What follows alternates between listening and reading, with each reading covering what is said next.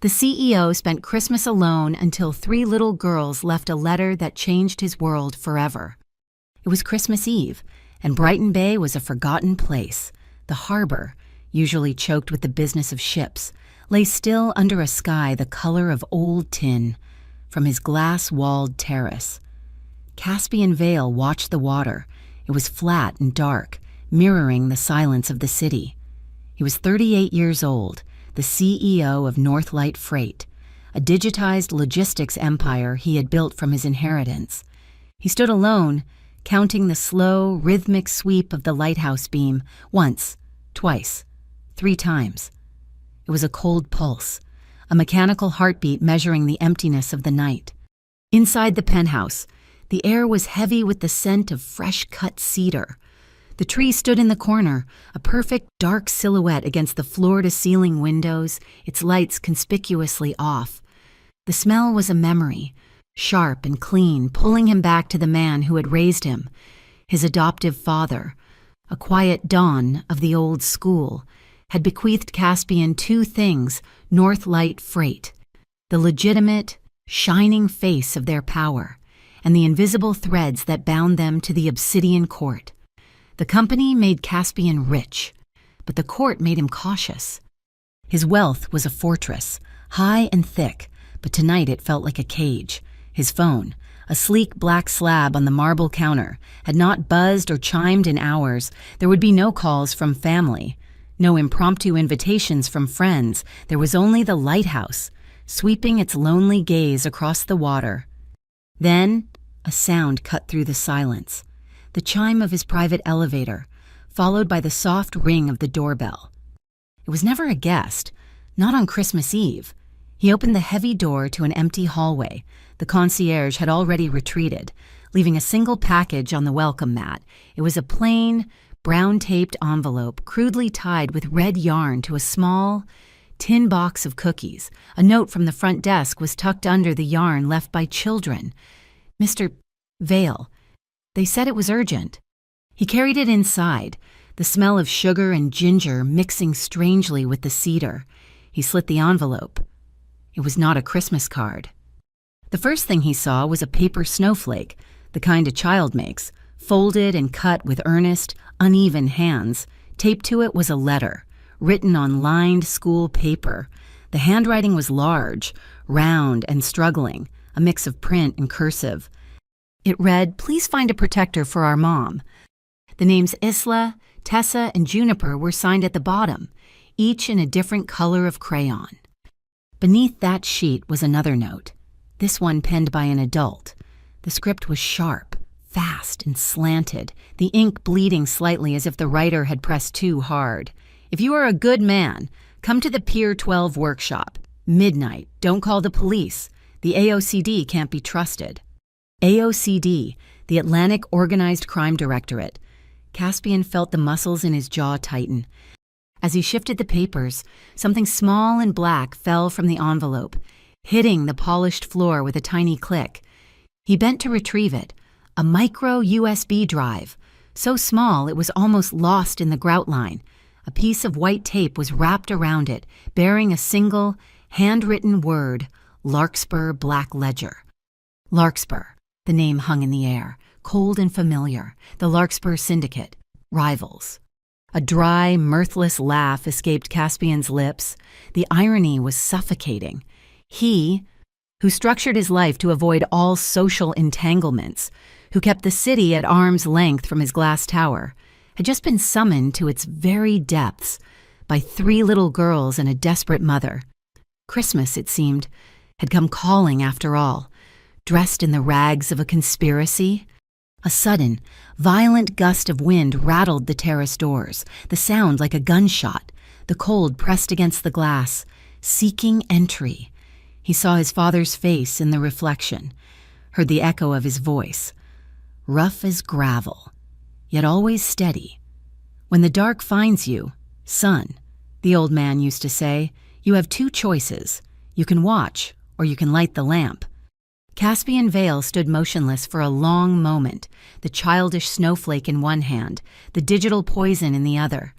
He looked at the unlit tree, a monument to his isolation, Then he moved. He walked past the bar, ignoring the row of expensive bottles. He went to his study, retrieved his heaviest wool overcoat, the dark gray one lined with silk. He slid the USB drive into his pocket. He did not turn on the lights as he left the main room. He pressed the button by the door, and the entire penthouse plunged into darkness, leaving the cedar tree as nothing but a shadow. The lighthouse beam swept across the empty room he left behind. Caspian Vale stepped into the elevator and descended into the night. Pier 12 was not just a location, it was a graveyard of industry. The pilings sagged into black water that glittered with an oily sheen, and the air was thick with the competing smells of low tide, diesel fuel, and decay. Caspian left his sedan in the alley, the engine cooling with a series of metallic ticks. He moved through the shadows, his coat blending into the gloom. The note had said the workshop. He found the rusted door, and beside it, marked on a stack of wooden crates in faded black marker, was the sign two perpendicular T-shapes, set side by side, an internal marker for the Larkspur Syndicate. He knew the symbol. His father had taught him to recognize the signatures of his rivals before he had taught him to drive. He did not go in, not yet. He returned to the driver's seat of his car, the leather cold against his back. He plugged the micro drive into a port beneath the dashboard. The integrated navigation screen flickered, then stabilized, displaying not a map, but a video feed. It was a poorly lit recording of a desk, hands moving, papers shuffling, but the audio was clear. Men laughing, discussing transfers. Then the video cut to spreadsheets. The Larkspur Mercy Fund. It was a name he had seen in society papers, praised for its community work. Here, it was a river of dirty money, flowing through a chain of funeral homes, laundered and pressed clean, and then he saw it, a single, large entry. A transport contract for medical supplies, authorized and paid, the sender Northlight Freight. It was a forgery, and a clumsy one at that, but it was enough. His company, his legitimate shield, had been used to move their assets. The USB was not a plea, it was a threat. A sudden, blinding glare flooded the cabin. Caspian shielded his eyes as a vehicle crawled past the alley entrance. It was a black SUV, heavy and official, with no plates. It slowed, its searchlight sweeping the derelict buildings, then continued on. FUIS, Federal Urban Integrity Service. They were not just watching, they were hunting. The trap was already set. Mr. Vale. The voice was a whisper, dry and terrified. He looked up. A woman stood in the deepest shadow of the alley, half hidden by a defunct loading hook. She was clutching a torn paper gift bag and a simple cloth wallet, as if she had fled in the middle of wrapping a present. This was Mara Quill. He got out of the car, leaving the door open. "You're late."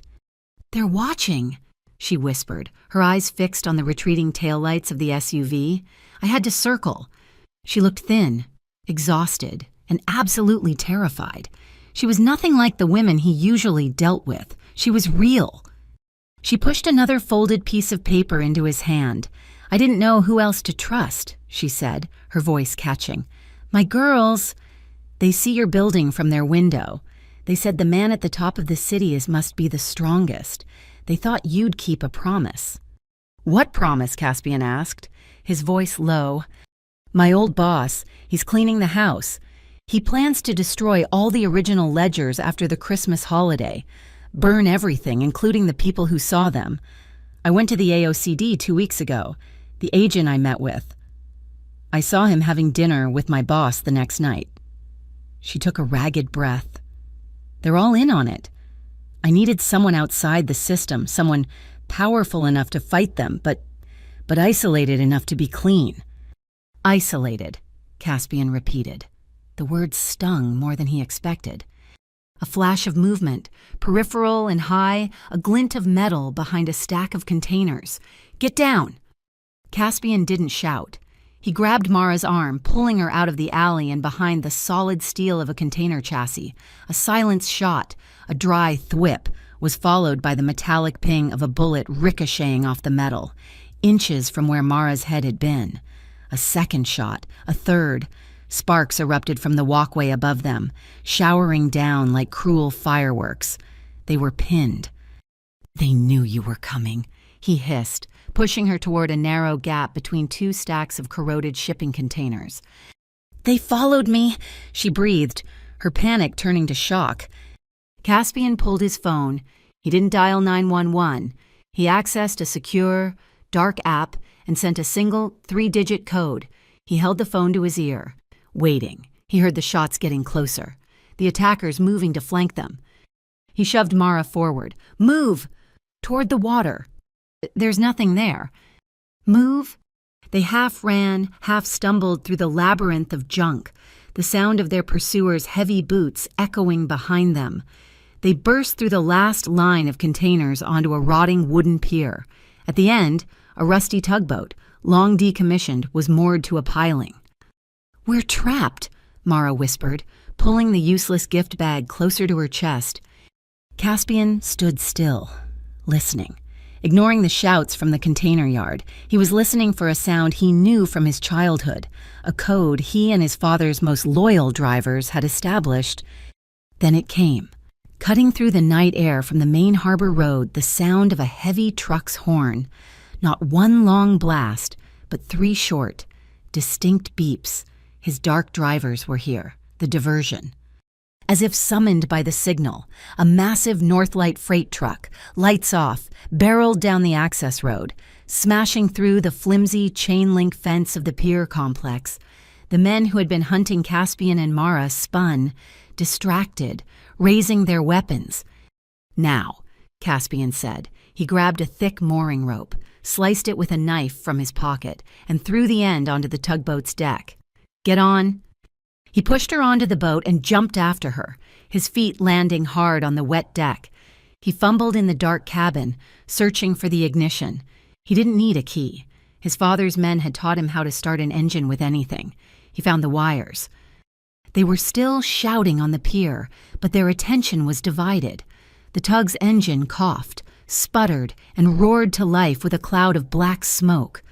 As Caspian threw the engine into reverse, a massive explosion tore through the workshop where they were meant to meet.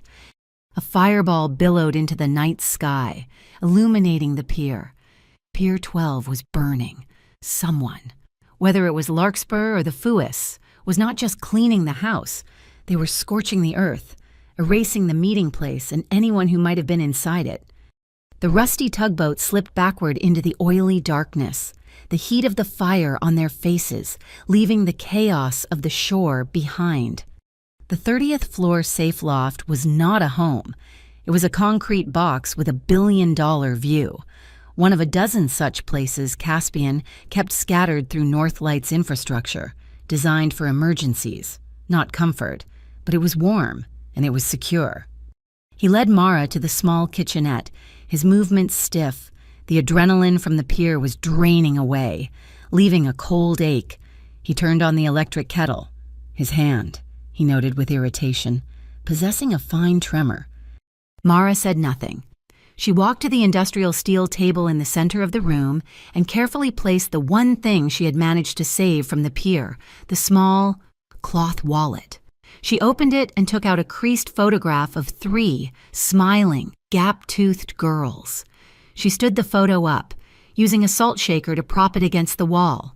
The simple act transformed the room. The sterile, concrete bunker suddenly had a heart, a reason. "They're beautiful," Caspian said, his voice rough. He was measuring cocoa powder into 2 heavy mugs, the domesticity of the act feeling alien in his shaking hands. "Isla, Tessa, and Juniper," Mara said, her back still to him. "They're with a neighbor who thinks I'm at a late-night church service." Caspian brought the mugs to the table, pushing one toward her. "Northlight is clean," he said, needing her to understand. "On paper, anyway, my father left me the business, but he also left me entanglements, the obsidian court." He sat down, wincing as his shoulder sent a jolt of pain through his arm. He had hit it hard against the container chassis. Mara turned, her gaze sharp. She didn't comment on his confession, but on the wince. "You're hurt." It wasn't a question. She walked past him. Not to the first aid kit, but to a wall panel. She flipped a switch. The harsh, white overhead fluorescence died, replaced by a series of low, warm, yellow lamps. The room softened instantly. The shadows deepened, and the space between them felt less like an interrogation room. She picked up an old analog radio from a shelf, clicked it on, and turned the dial. A low, smoky saxophone line uncurled into the air, a whisper of jazz that seemed to fog the windows. The distance between them shrank, filled only by the scent of chocolate and the sound of the sax. "Here's the deal," she said, her voice quiet but firm as she sat down. "You're tied to one group, I'm being hunted by another, and the government is helping them." She met his eyes. "You protect my daughters. Just for tonight, get them safe. Get them somewhere the AOCD and Larkspur can't reach. And in return, I give you everything." She tapped the small, torn gift bag she'd been clutching. The originals, every encrypted ledger, every physical receipt, every offshore account number for the Larkspur Mercy Fund, enough to burn them to the ground. Caspian picked up his phone. He didn't hesitate. He dialed a number from memory. "Arden," he said, cutting off the greeting. "I need a vault. A digital one, completely off-grid, and I need it firewalled from FUIS and the feds. I'm sending you a client, 3 of them. In fact, the bristlecone protocol." He listened. "I don't care what time it is. Activate it." He hung up and looked at Mara. "Done. They'll be safe." Mara let out a breath she seemed to have been holding since the pier. The tension left her shoulders, and for a second, she just looked like a tired mother. "My husband, our last Christmas," she said, her gaze distant, fixed on the photo of her girls. "He was a cop, a good one, all front line, no desk time. He was working a case, something about container fraud." She smiled. A sad, brittle thing. "He died 3 days after New Year's, a brake failure on a clear day. That's when I started teaching the girls. When you're scared, when you can't trust the people you're supposed to, you write a letter. You find someone who can help, even if it's a stranger." Caspian watched her, seeing his own reflection in her story. "My father taught me the opposite," he said, the words tasting like ash. He said the curse of being strong is that you can't need anyone. Needing someone is a vulnerability, a target. He looked around the empty, safe but sterile room. He built an empire on that belief and left me alone to run it. He was opening a door, a part of himself he had kept bolted his entire adult life. He was admitting the one thing his father had forbidden: loneliness. An electric current passed between them, a silent, shared acknowledgement of the isolation that had defined both their lives. Right up until this night, she saw him, he saw her. It was in the way her breath hitched, the way his hand tensed on the mug. It was a spark in the cold, damp air. But they both stopped. Pulling back from a line neither was ready to cross. The night was too dark, the stakes too high. Mara gave him a small, tired half-smile. It was not a smile of seduction. It was one of alliance, a promise of later. "We should get started," she said, pulling the gift bag toward her. Outside the massive, reinforced window, the first flakes of snow had begun to fall. They were not gentle, drifting flakes. They were heavy, coming down fast and slanted, like shredded paper, like ash from the fire at Pier 12, a whiteout, coming to cover the city, to erase its sins, or perhaps just to bury the evidence. Caspian's personal phone vibrated on the steel table, a harsh, grating sound. He looked down. The message was from a number he did not recognize, routed through a proxy server. It was short. "FUIS witness protection at 2 a.m. It is an incinerator run." He glanced at the clock.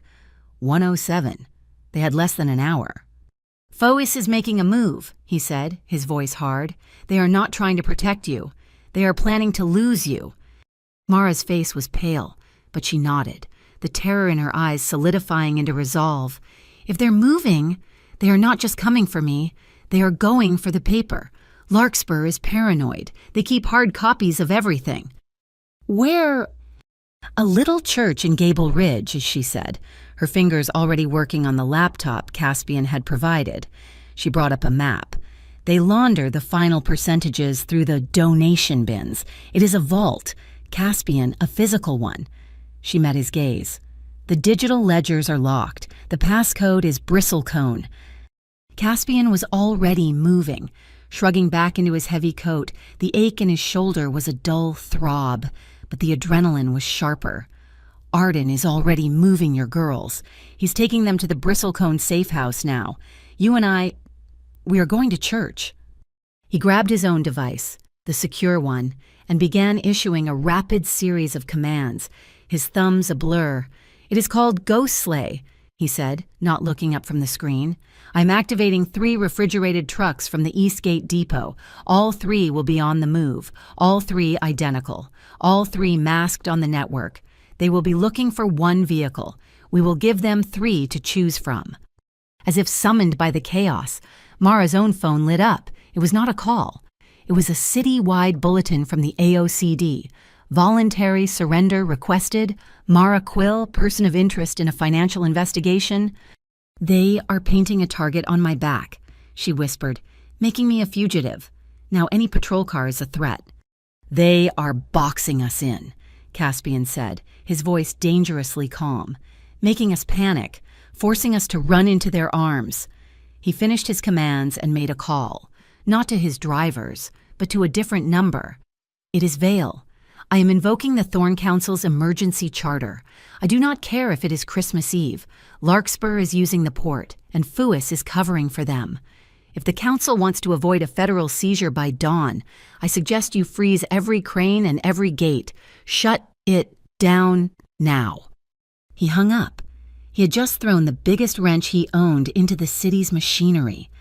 A port strike. On the busiest night of the year. It would expose everyone. His other phone rang, the one he never used, the one kept only for them, the Obsidian Court. He answered. The voice was like dry ice, cold and familiar. Caspian, you are making a mess on a holy night. Just cleaning my house, and Caspian said. This woman, this accountant, she's a loose thread. Larkspur wants her. The feds want her. She's causing instability. The voice hissed. Give her to us. We will make the problem, and Larkspur disappear. In return, the strings. The ones you hate, we cut them. Northlight is free. Your father's debts paid in full. It was the offer he had wanted his entire adult life. Freedom, a clean slate. All it cost was 1 woman. Mara was watching him. She could not hear the words, but she read the sudden, terrible stillness in his posture. She knew, instinctively, that this was a deal for her life. Caspian looked at the photo of the 3 smiling girls, propped up by a salt shaker. When the dark finds you, son, light the lamp. No, Caspian said. The silence on the other end was absolute, heavier than any threat. You choose a ghost over an empire. She is not a ghost, Caspian said, his eyes on Mara, and I am not my father. He disconnected the call, severing the last tie to the shadows that had raised him. He had just declared war. We have to move, he said, the word we feeling solid and real. The service elevator dropped them into the cavernous, freezing depot, 3 identical. Dark blue Northlight refrigerated trucks were idling, their engines a low thrum in the massive space. Truck 2, he pointed to a driver. Truck 3, he pointed to another. Stick to the routes I gave you. Exactly, do not deviate, your heaters are rerouted. Go. The drivers nodded, their faces grim. They knew the stakes. They were Northlight loyalists, men his father had saved. He turned to Mara. You are with me. Truck 1. They climbed into the cab, he took the wheel, and she took the passenger seat, the laptop open, navigating the bristlecone files. They burst onto the highway, the city disappearing behind them. The snow was a blizzard now, turning the road into a slick, white tunnel. They are in the air, Mara said suddenly, pointing not out the window, but at her screen where she was tracking airspace. A drone, 2, no, 3, Larkspur. They are running thermal." "I know," Caspian said, his knuckles white on the wheel. "They are looking for heat signatures, a single driver in a cold cab, a person being transported in the back." "So what is the play?" she asked, her voice tight. "The ghost sleigh is not just about decoys," Caspian said, his eyes on the road. "These are refrigerated units. I have set the cargo holds in all 3 to -20 degrees, but I rerouted the cab heaters from trucks 2 and 3 directly into their cargo holds." Mara's eyes went wide in the dim light of the dashboard. "So the decoys, they look like they are hauling hot cargo, people. And we," Caspian said, "are running cold." He hit a switch on the dash. The cab's heater died. An instant, bitter cold flooded the space. "They are looking for one hot target. We are a cold truck with 2 heat signatures in the cab. We will not match their profile." The highway was a white void, a black angular shape zipped overhead. The drone, it hovered, scanned them with its infrared sensors, and then, finding them unsatisfactory, sped away, moving east toward Truck 2. "It worked," Mara whispered, pulling her coat tighter. Minutes later, a flash lit up their rearview mirror, bright enough to mimic daylight, a massive fireball, miles back on the ice-covered road. "They took the bait," Caspian said, his voice grim. "Truck 2. He had given that driver a route with a safe exit, but the truck itself was a sacrifice. He took the Gable Ridge exit, sliding the heavy truck onto a dark, unplowed service road. The little church was a small, stone building, dark and silent, its graveyard draped in a pristine, heavy blanket of snow.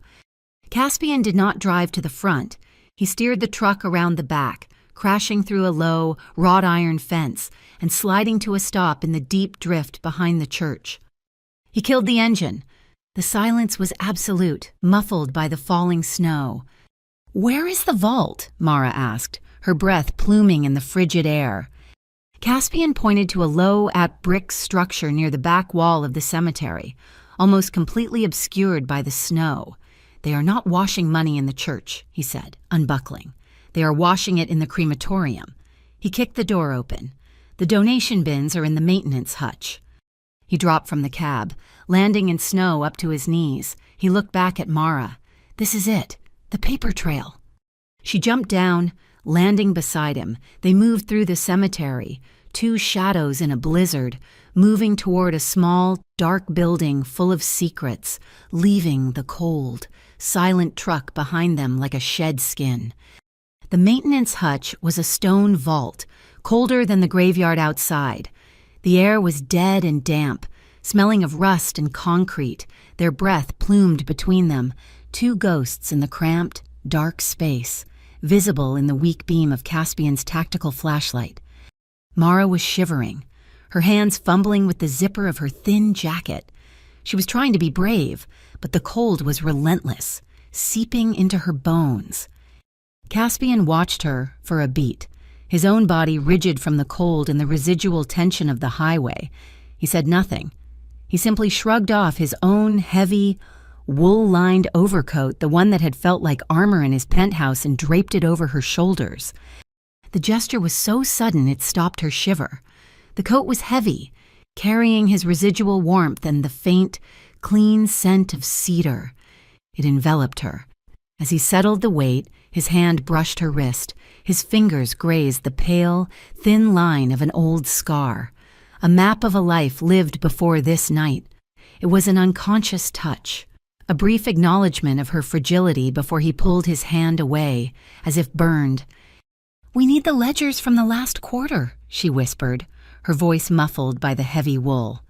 "They'll be in the bins marked Gable Community Outreach."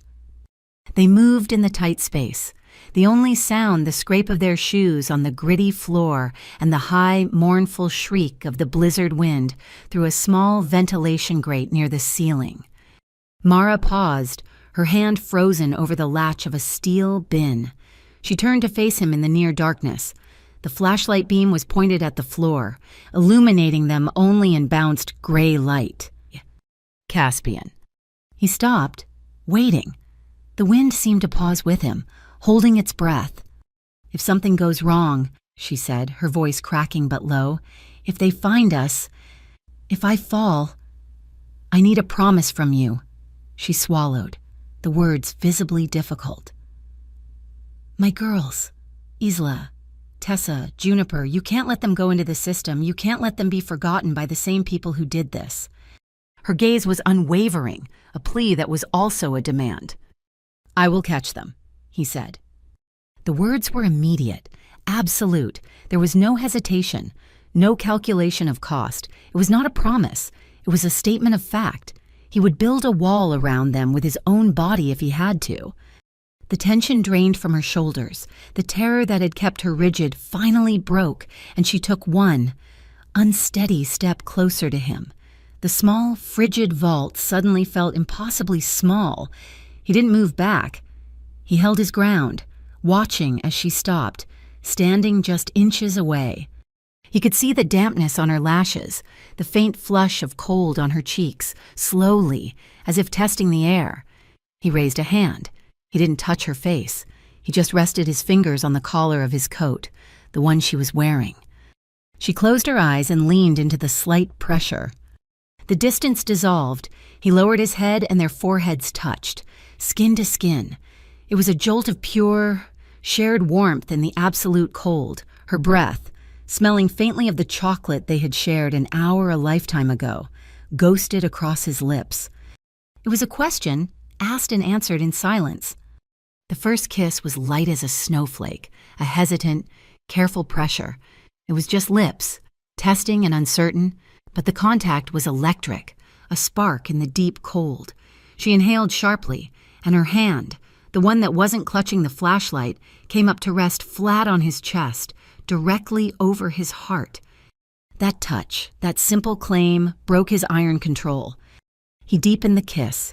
He slanted his mouth over hers, and it was no longer hesitant. It was a kiss of promise, of sealing the vow he had just made. It was slow and deep and sure.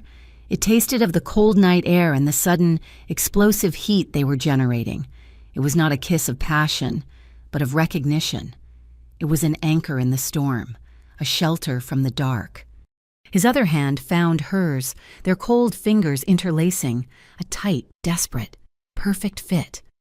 The heavy wool coat he had placed on her shoulders slipped, forgotten, from one shoulder, sliding off the wooden bench beside them and landing on the dusty stone floor with a soft, muffled sound. A deep, resonant bong vibrated through the floor. They broke apart, breathless. The sound was muffled by the snow and the stone, but undeniable. The church bell, another bong. They stared at each other, the spell broken, but the current still crackling. The bell tolled 12 times, announcing midnight, Christmas. Mara's eyes were shining. Her cheeks flushed a deep rose. The tremor was gone, replaced by a different, humming energy. She leaned her forehead against his chest, just for a second feeling the steady, solid thump of his heart under her palm. It was the calmest sound she had heard all night. Caspian fought the urge to pull her back, to erase the sound of the bell. He forced himself to remain still. Though his own control felt strained to the breaking point, he gently stroked her hair, smoothing the tangled strands damp with melted snow. "After tonight," he whispered, his voice thick, "I'm going to ask you something serious." She nodded against his chest, not trusting her voice. He gave her one more second, then set her gently back, stooping to retrieve his coat from the floor. Near the wall, an ancient, massive boiler sat silent, though its thick, insulated pipes radiated a faint, residual warmth. They huddled near it, a pocket of neutrality in the bitter cold. He saw a single snowflake glistening in her hair. She reached up, her fingers brushing a dusting of dry snow from the shoulder of his jacket. A small, nervous smile touched her lips, the first he had seen. "You have snow in your hair," she murmured. A short, surprised laugh escaped him. It was a foreign sound in his own throat. In that one small, shared moment, they both acknowledged it. The line was crossed. The isolation was broken. A vicious whistle of wind through the vent grate snapped them back. The mission, the ledgers, the hunters. They looked at the steel bins. Caspian picked up the crowbar he had brought from the truck. Mara squared her shoulders, pulling the heavy wool coat tight. A shield. They exchanged one last look, no longer strangers. Not yet allies, but something new and undefined in between. "Let's go to work," Caspian said. They turned, as one, toward the locked cabinets. They began to ascend the short steps back into the main hutch, carrying the evidence they needed and a new, dangerous warmth. It was a small fire, lit in the dark, but it would be enough to see them through the rest of the night. The safe loft was quiet again, but the air hummed with a new, frantic energy. While Caspian and Mara had been in the cemetery, Arden Pike had been waging a war of information. "The trap is set," Arden's voice crackled over the secure speakerphone. He was a man who sounded perpetually tired and infinitely sharp. "I've packeted the digital ledgers. 2 copies. One is being filed with the U.S. Maritime Ethics Commission. They're fictional, but no one knows that until it's too late. The second, and more importantly, is filed with the state civil court, under seal." "When does it open?" Caspian asked, watching the city light up for Christmas morning. It was almost dawn. "December 26th at 12 a.m. sharp," Arden replied. "We've triggered an automatic injunction based on public utility fraud. It's a legal time bomb. Until then, the data is untouchable by any party, including us. It's in the court's hands." The first counterpunch landed just as the sun began to stain the sky. A news alert flashed across the loft's main screen. A business journal, one known for its aggressive insider tips, had just posted a story. Northlight Freight CEO implicated in charity fund misuse. Caspian read the headline, his face impassive. "Larkspur, they're using the same lie they're guilty of, trying to paint me as a criminal, destabilize my company." The stock ticker in the corner of the screen showed Northlight's pre-market shares wavering, dipping 2, then 3%. "It's a smear," Mara said, standing beside him. "It's designed to isolate you, make you toxic." As if on cue, a heavy, official knock echoed from the loft's steel door. Caspian glanced at the security feed. 3 men in dark suits, FUIS badges prominent. "They're here," he said, his voice flat. He didn't move toward the door. Instead, he hit the intercom. "You're trespassing on private property." "Mr. Vale," a tinny voice called him through the speaker. "We have a federal warrant to search these premises. We are investigating a person of interest, Mara Quill, and have reason to believe she is here." Caspian looked at Mara. He walked over to his main console, the one that ran the logistics for the entire Brighton Bay port. He brought up a single, proprietary program. He hit the intercom again. "That warrant is void. It was issued based on false pretenses by a compromised agency. If you attempt to breach this door, I will activate Northlight's priority data control." "Do you know what that is?" He didn't wait for an answer. "It's the proprietary code that routes every single container, crane, and truck in this harbor. If I lock it down, nothing moves. Not a single ship unloads, not a single truck leaves. I will freeze this entire port on Christmas morning, and I will cite FUIS overreach as the direct cause. Your move." Silence from the hallway. They could hear the agents muttering. After a long 30 seconds, the elevator chime sounded. The agents were gone. Caspian let out a slow breath. It was a bluff, but only just. He could do it, but the cost would be catastrophic. He had bought them time. The private phone rang, the one he kept in a lead-lined box. The obsidian court was silent. This was different. He picked it up. "It's a messy day?" a voice whispered. It was light, almost melodic, with a faint, unplaceable accent. "Who is this?" "You can call me Nightingale. I'm the one who, tidies up. Larkspur is very unhappy. The FUIS agents are unhappy. You've made a lot of people unhappy. Caspian." The voice was casual, as if discussing the weather. "You have 1 hour. Bring the woman to the grand entrance of the Brighton Maritime Museum. Leave her, and walk away. You get to keep your company. She gets to stop running 1 hour, or we stop asking. The line went dead. Caspian explained the call. Mara's face tightened. It's a public execution, she said. They want to do it in the open, make it look like something else. They won't get close, Caspian said. I'll have men. No, Mara interrupted. She looked not at him, but at the photo of her 3 children. No, we go. It's exactly what we do. He wants a public place. We give it to him. That's suicide, Mara. Is it? She said, her eyes finally meeting him. The fear was gone, replaced by a cold, sharp intelligence. What's the one thing they've avoided? Cameras, evidence. The Maritime Museum on Christmas Day is a skeleton crew, but it's open for the Carols by the Sea event. It's filled with hundreds of tourist cameras, cell phones, and its own security system, one that isn't tied to the city. She was right. It was insane, and it was brilliant. If they try anything, that they'll be recorded by 100 witnesses. They'll be doing our job for us. Caspian was already moving, his mind processing the logistics. It's a trap, but we'll reset it. He made a call to his own head of security. I need the harbor warden team. Plain clothes, full mobilization, Brighton Maritime Museum. I want every exit covered, and I want eyes inside. Blend in. Look like tired dads and tourists. He hung up and turned to Mara. If we do this, we do it my way. We don't separate. We stay visible, and we stay together. An hour later, they walked through the grand glass doors of the museum. The lobby was filled with families, the sound of a distant choir singing, and the smell of pine and salt water. They looked like any other couple, trying to find peace on a stressful holiday.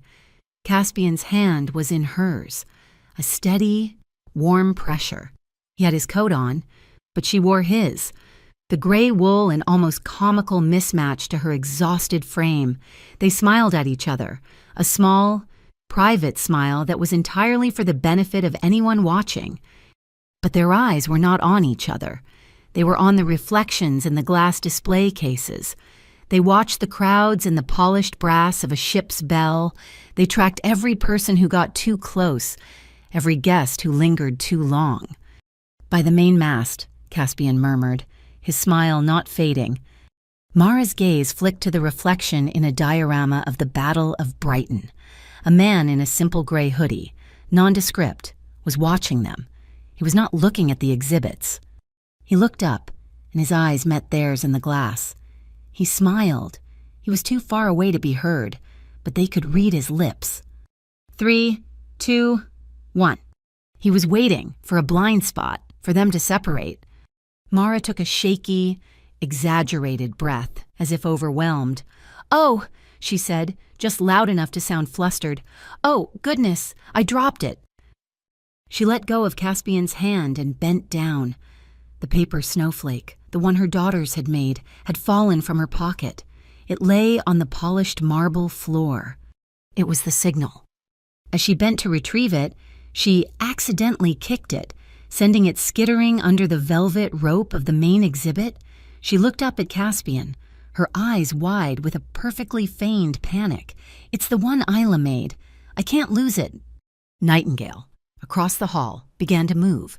He saw the separation, the distraction. This was his chance. Mara was fumbling at the rope, playing the part of the distressed mother. Caspian didn't look at Nightingale. He kept his eyes on Mara, but he gave a single, almost imperceptible nod to a man in a bulky sweater staring at a map nearby. The trap was set.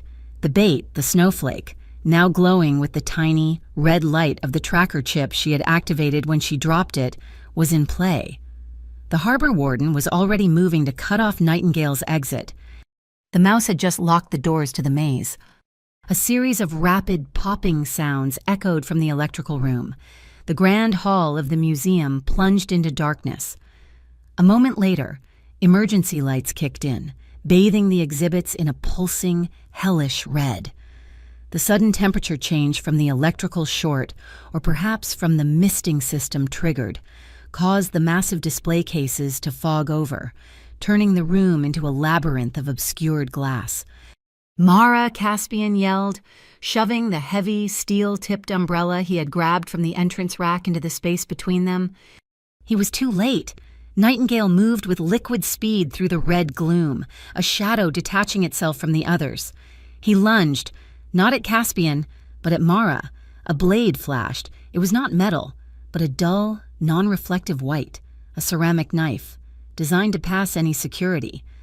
Caspian reacted instantly, bringing the steel umbrella down in a brutal arc. The shriek of ceramic scraping steel ripped through the air, a sound worse than a scream.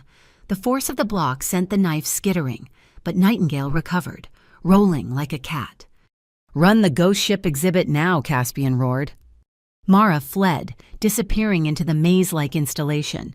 The exhibit was a disorienting mix of actual ship rigging, wax figures of sailors, and holographic ghosts projected onto curtains of mist. The pulsing red lights turned the projections into demons. Shouts erupted from the main doors. "AOCD, move, move, we are securing the witness." A dozen tactical officers stormed the lobby. Caspian's harbor wardens, caught between the civilians and the new threat, formed a protective line. "We have this secured," their leader shouted. The AOCD commander shoved him back. "Stand down or be arrested for obstruction." Then, without warning, the commander rolled 2 canisters into the center of the lobby. They hissed, spewing thick, white gas. Tear gas in a room full of civilians. Screams erupted as the gas hit. It was not a crowd control measure, it was a smokescreen. The AOCD was not there to arrest Nightingale. They were there to provide his cover. This was the betrayal, public and undeniable. Caspian, fighting Nightingale amidst the screams and the red-lit fog, saw the play. He was choking, his eyes burning. He slammed his elbow back, shattering the glass of a fire alarm. The museum's internal alarms blared, a deafening awooga. A second later, the deluge began. The overhead sprinklers activated, dumping thousands of gallons of icy water onto the scene. The water beat back the tear gas, drenching everyone. It poured over Nightingale, and as it hit his blade, the thin layer of decorative paint designed to make it look like a museum piece washed away, revealing the lethal, sharpened ceramic beneath. Caspian used the shock. He lunged, hooking the steel umbrella's handle around Nightingale's wrist, twisting with a force that snapped the bone. Nightingale screamed. Caspian slammed him against the wet, wooden mast of a ship display and, pulling a heavy-duty zip tie from his own coat pocket, cinched the assassin's arm to the beam. Across the hall, Mara was cornered. 2 FUIS agents, distinct from the AOCD team, had grabbed her. "You are coming with us, ma'am. Witness protection." They were dragging her toward the east loading dock. This was it, the incinerator run. She faked a stumble, her knees hitting the wet marble floor. "My ankle, I twisted my ankle." As the agents paused, annoyed, her hand darted into her boot. She ripped a small, black device, no bigger than a coin, and slapped it to the metal underside of a donation box. A tiny green light indicated it was live, streaming audio and video, sending it all directly to the civil court server Arden had primed. Caspian saw her. He saw the agents hauling her up. He saw one FUIS agent, impatient with the delay, unholster his sidearm. It was not a pistol. It was a crowd-control shotgun. He was aiming center mass. Mara... He had no time. The ledgers were safe. The data was streaming. But she was not. He sprinted. The FUIS agent fired. Caspian launched himself through the air, twisting his body, shielding her. The sound of the shot was a dull, heavy thump. The rubber slug, designed to incapacitate, hit his back with the force of a speeding car.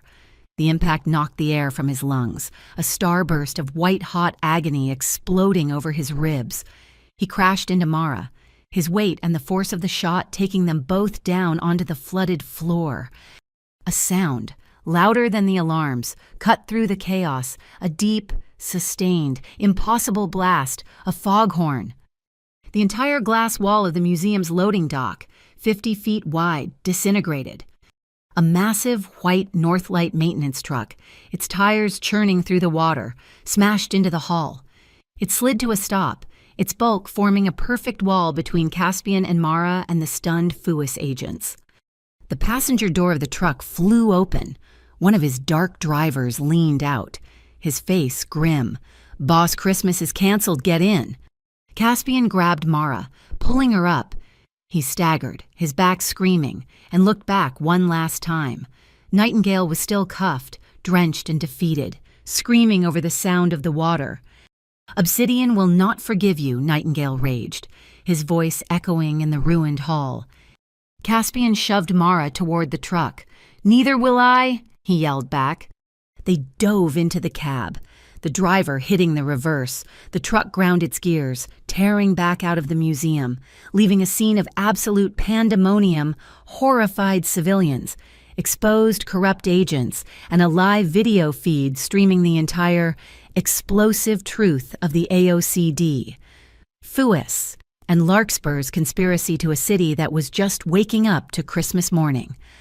Maple Key was miles and a lifetime away from the glass towers and wet marble of the museum. It was a neighborhood of brick walk-ups, where the snow-covered fire escapes looked festive rather than grim.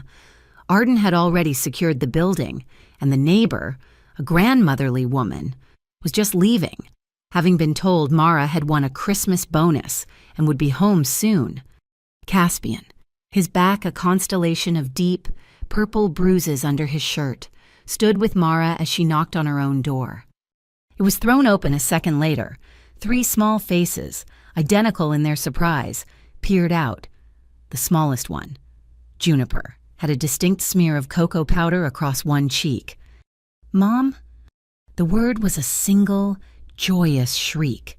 The 3 girls launched themselves at Mara, a tangle of small arms and flannel pajamas, nearly knocking her over. Mara sank to her knees, clutching them. Her eyes squeezed shut as she buried her face in their hair. "I'm here. I'm home." Isla, the oldest, was the first to look up.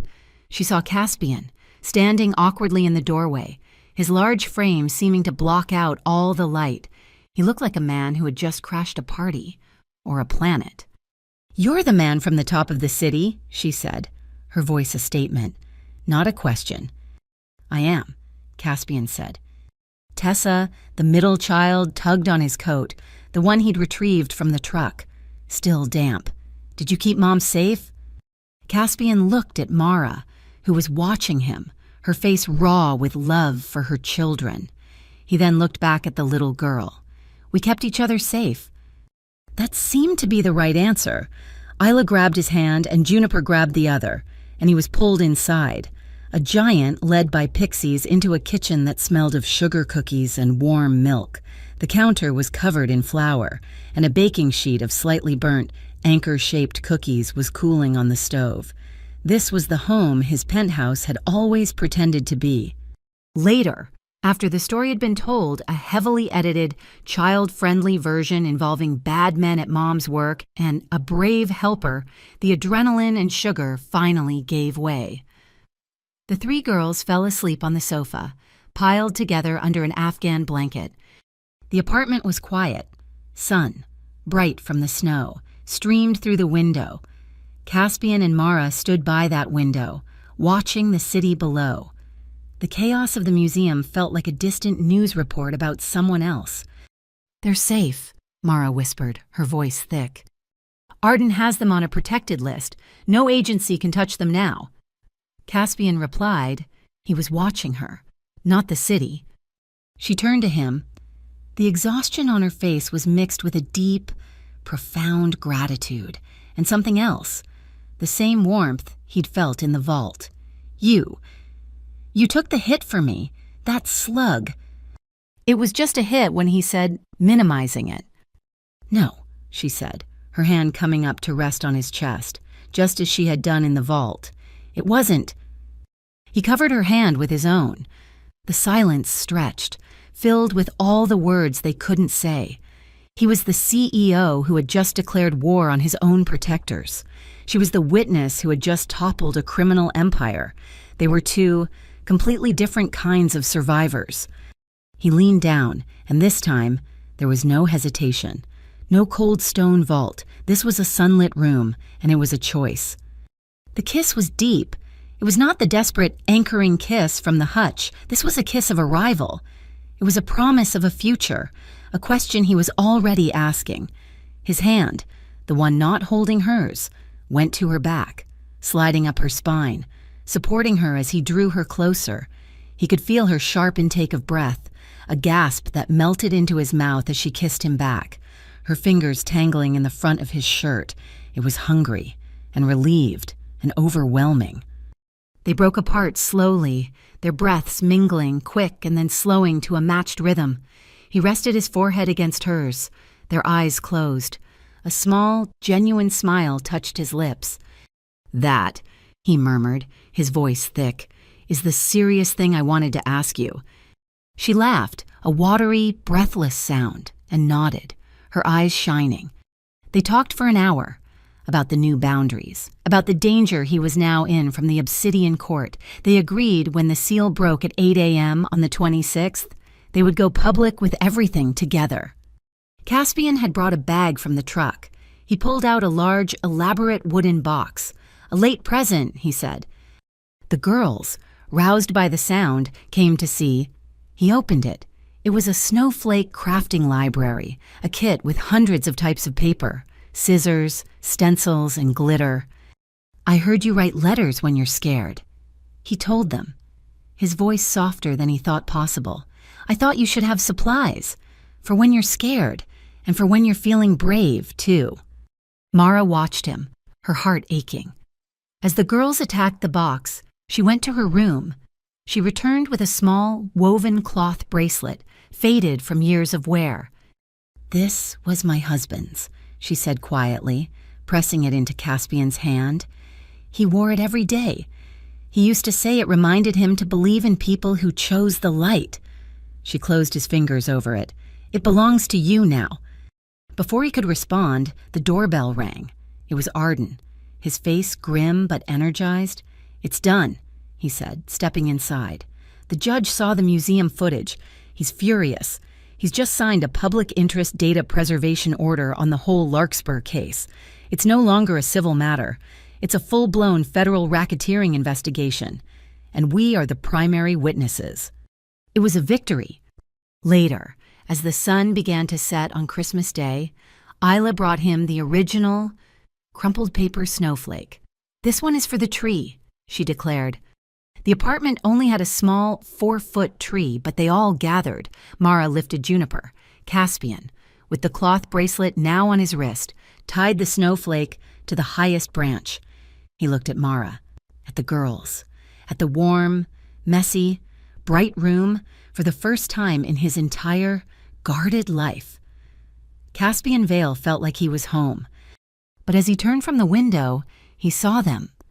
Far down the street, almost invisible unless you were trained to look, a line of 4 black, unofficial sedans.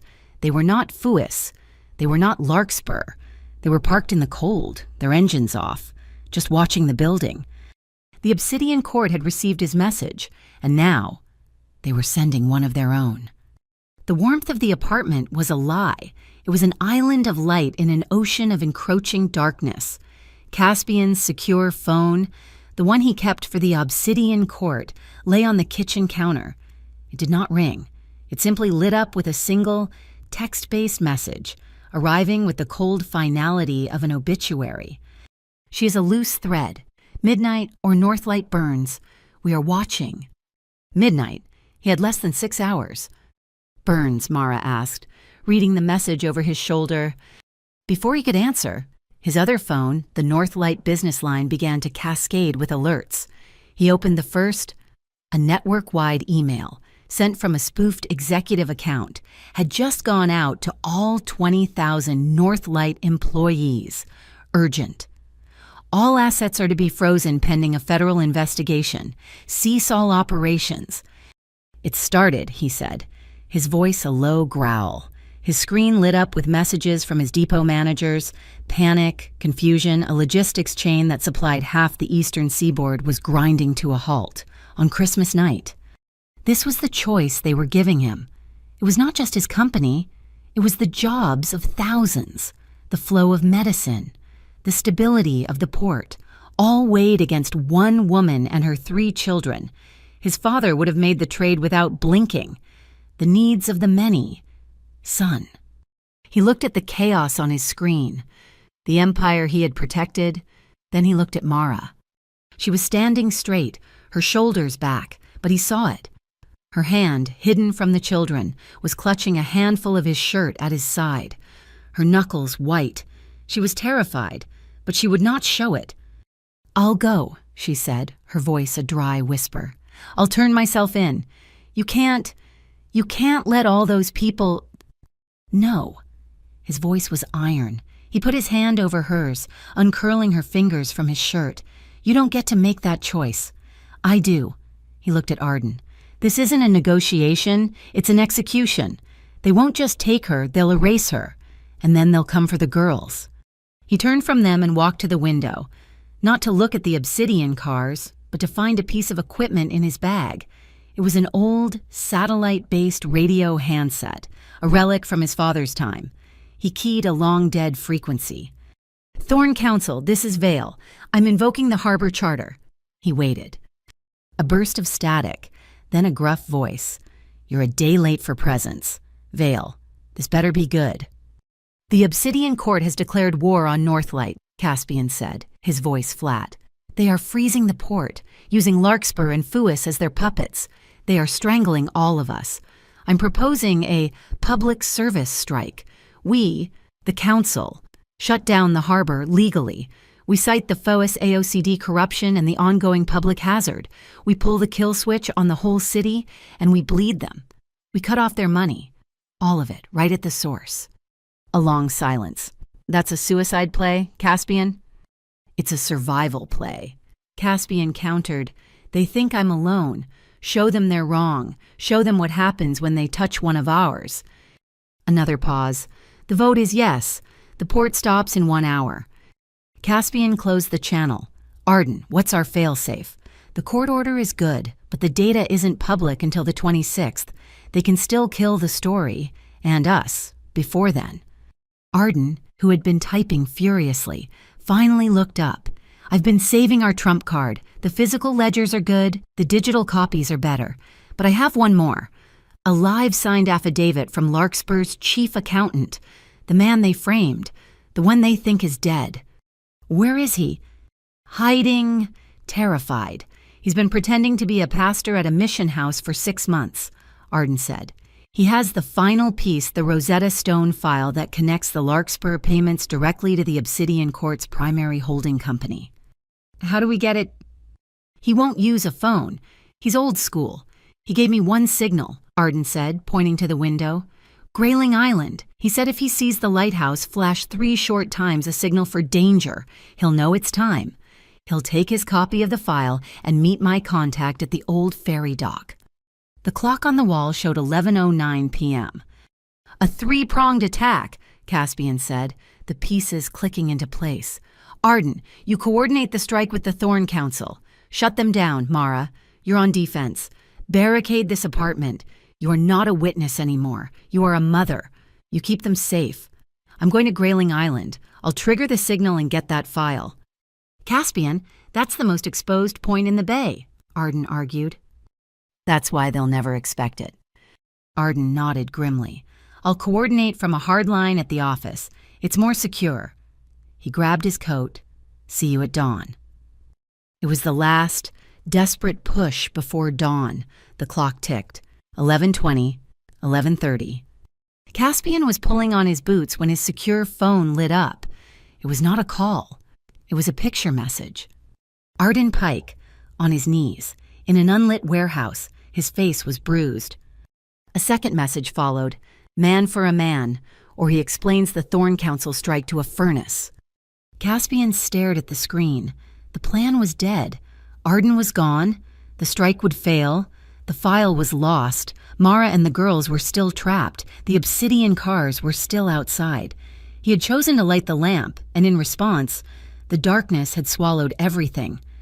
He sat down heavily on the small sofa, the unlit phone in his hand. He was, for the first time, completely and totally defeated. He heard a small sound. Isla was standing in front of him. She was holding a piece of paper, freshly folded. It was not a snowflake. It was a letter. She placed it in his lap. For you, in case you're scared. He unfolded it. The crayon writing was large, in bright yellow. If you are scared, let us light the lamp. He stared at the words. He had told Mara his father's saying, but he had forgotten the most important part. You don't just light the lamp, you let it be lit. You accept the help. He looked at the letter, then he looked at the picture of Arden. Man for a man. He stood up, his spine straightening. He was not his father. He would not make the calculated sacrifice. He was going to get his friends back, and he was going to burn an empire to the ground to do it. It was 11:40 p.m. The blizzard at Grayling Island was a wall of white, a disorienting, howling void. Caspian Vale stood alone in the control room of the long-dead lighthouse. His hands were raw, but he forced the ancient gears. He threw his weight against the manual override, forcing the massive, frozen lamp to move. He aimed the beam, not out to sea, but across the bay. He pulled the shutter lever. Once. A short, brilliant flash that cut the blizzard. Twice. A second pulse. 3 times. The signal was sent. For a moment, nothing but the shriek of the wind. Then, a small, dark shape appeared from the curtain of snow, a small motorboat, fighting the icy chop.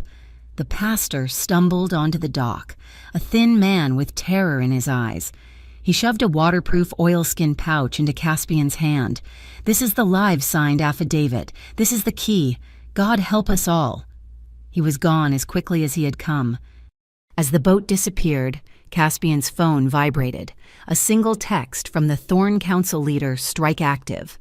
Across the bay, at that exact moment, the port of Brighton Bay died. Cranes stopped mid-lift, gates slammed shut, every truck, every ship, every container froze. The financial artery of the Obsidian Court, their protection money, their smuggling routes, their payoffs was instantly clamped shut.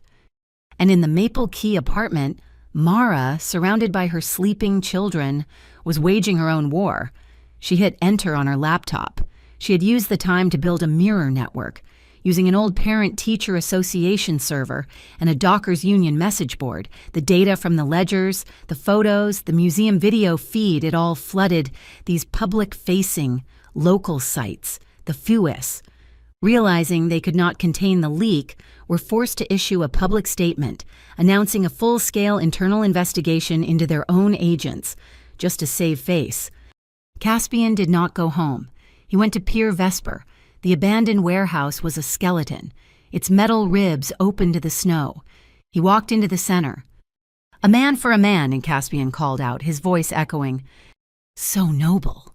The melodic voice of Nightingale drifted from the rafters. He was standing above, silhouetted, and below him, zip-tied to a support pillar, was Arden Pike, bruised but conscious. "You should have taken the deal," Nightingale said, dropping lightly to the floor. "Obsidian wanted you, but you had to break the rules." "You're Obsidian's dog now?" Caspian asked, his eyes never leaving the man. "Larkspur was a job. This is a promotion." Nightingale sneered. He uncoiled a long, thin wire from his wrist, weighted at both ends, a piano wire. "They wanted Mara, but I told them, you're the real prize." He lunged. It was not a brawl, it was an execution.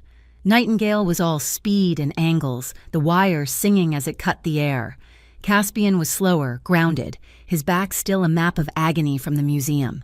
He grabbed the nearest weapon, a rusted, heavy cargo hook, its chain dangling. Nightingale was a ghost, his wire wrapping around Caspian's forearm, biting deep. "You're just a rich boy in a coat." "And you're just a killer for hire," Caspian grunted, yanking the arm, pulling Nightingale off balance. Sweat and melted snow ran down his face. He slammed the cargo hook into a sparking electrical junction, showering the area in sparks. Nightingale pressed the attack, the wire flashing for Caspian's throat. Caspian ducked, the wire snagging on his coat. He didn't try to pull it free. He let the coat be his anchor. He hooked the heavy chain of the cargo hook around a pulley for an old engine lift. "It's over," Nightingale hissed, pulling the wire tight. "You're right." Caspian threw the cargo hook, not at Nightingale, but at the rusted support beam for the overhead lighting rig. The hook caught. Caspian put his full weight into the chain. Nightingale realized too late. With a scream of tortured metal, the entire lighting rig, tons of steel and iron, ripped free. Nightingale was thrown back as the structure collapsed, burying him under a tangle of metal. It was 11:57 p.m. Caspian cut Arden free. As he did, his phone lit up. "Arden's out, burn it." A distant rumble shook the pier. Across the water, the North Light Tower's lower warehouse levels exploded, a brilliant orange fireball. Obsidian was making good on their promise. But as the flames took hold, something else happened.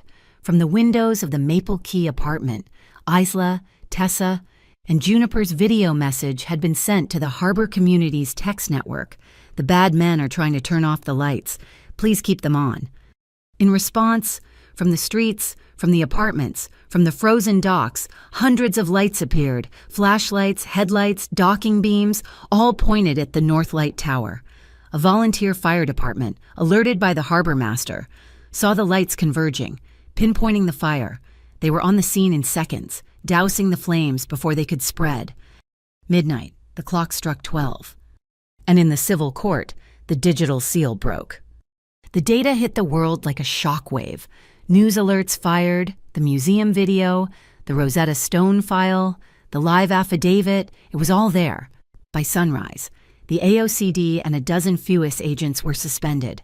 Larkspur's assets were frozen.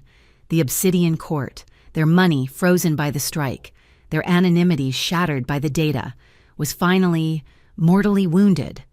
Caspian, his coat gone, his shirt bloody, walked with Arden back to the Maple Key apartment. The church bells were ringing, not for midnight, but for Christmas morning.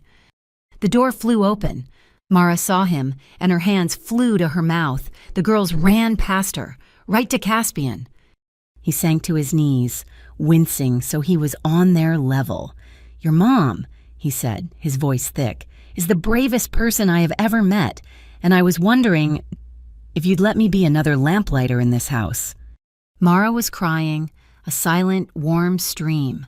She walked to him, put her hand on his shoulder, and nodded. Later, when the girls were finally, truly, safely asleep, the two of them stood in the living room, lit only by the candles on the mantel. He stood behind her, his arms wrapped around her, his hands resting on her waist, a silent promise to guard and to hold. She leaned her head back against his chest. A sprig of mistletoe hung from the door frame. He gently turned her to face him. The kiss was long and slow and deep. It was not a kiss of passion, but of peace, a promise kept. "Ew!" a small voice shrieked from the hallway. They broke apart, laughing as all three girls, led by Isla, charged in and demanded a group hug, trapping them both in a circle of small, warm arms. In the end, Northlight Freight survived. A portion of its profits now went to the newly established Snowlight Fund, a private foundation to protect civilian witnesses. Caspian Vale, free of the shadows, cut his last tie to the Obsidian Court. On his new desk, in a clear acrylic frame, sat a crumpled second-generation paper snowflake. It was the letter Isla had given him, the one that read, "When scared, light the lamp." And from that day on, every Christmas in Brighton Bay, the harbor, from the lighthouse to the shore, seemed just a little bit brighter. Thank you so much for listening to this story. I'm curious, where in the world are you listening from? Let me know in the comments. I'd love to connect and hear your thoughts. If you enjoyed this journey, please show your support by subscribing to our channel, Mafia Boss Story, and giving this video a like. And if you really want to help this story be heard, hit that hype button. It helps more than you know.